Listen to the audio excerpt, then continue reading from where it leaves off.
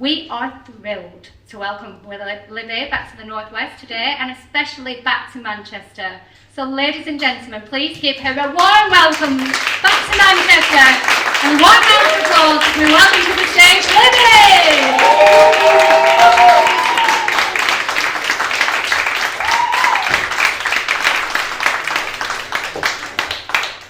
Change of tempo to buckle in.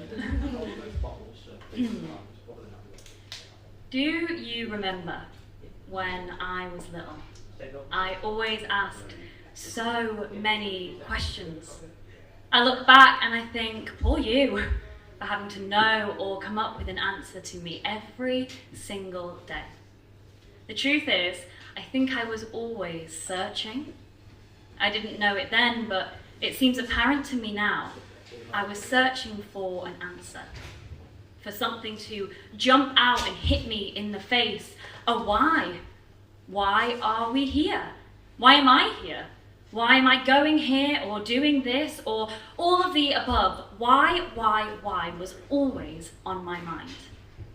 Now I just think, why was I thinking that? The most philosophical child ever. And I remember being obsessed with the idea that one day I would have a life.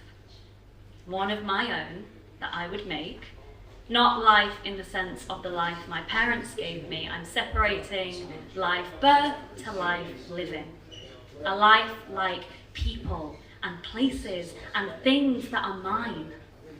I remember worrying that I wouldn't know what to do or when this life started. I remember thinking that time was like one straight line that fractured off with every if, but, and maybe that you would think of in your mind. If you never thought of a different life, the line would keep on going. But if you did think of something else, something different, each of these small choices would create small fractures, branching off for a different version of you to live in some alternate universe. You would make the choice somewhere in some life to follow that decision, and if not this version of you, then that version of you would get to live it. I don't know if I find that thought comforting or terrifying anymore. And frankly, the older I get, the more I find that life is just a series of choices that you must make. And it's up to you, at the end of the day, to be okay with the ones you've made.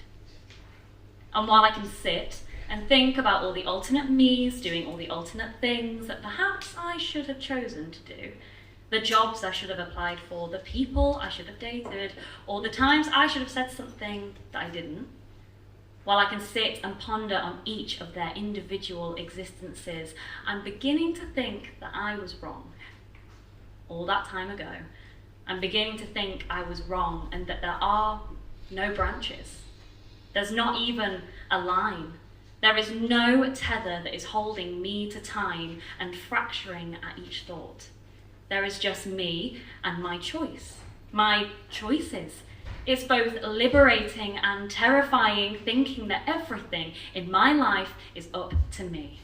I can choose to become an astronaut.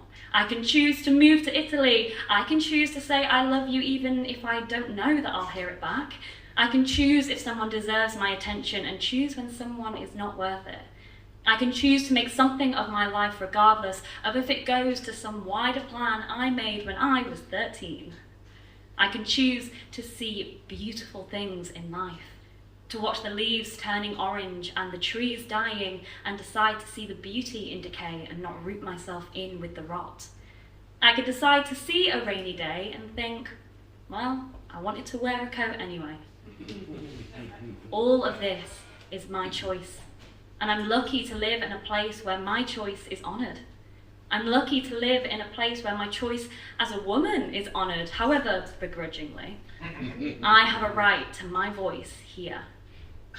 I am lucky that the people in my life move with my choices instead of pulling against them. And in the journey of my life so far, I don't think I'll ever make a choice that I won't end up regretting. Surely, there has to be. To get through life unscathed would seem a very boring life indeed. When I was a child, I didn't know whether to be jealous of these alternate me's living it up. But I realise now there was no alternate me. I was just at war with myself. I was a little kid with the world at my feet, and I wanted to be everything and everyone all at once. But now, the alternate me's can have whatever they want. I don't think of them anymore. If there's a version of me out there living my life, but slightly changed, on a world that is slightly different with a name that is just nearly the same, well, she can have that life.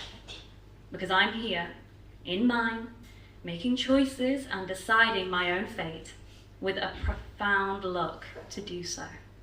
And eventually, I've become okay with that.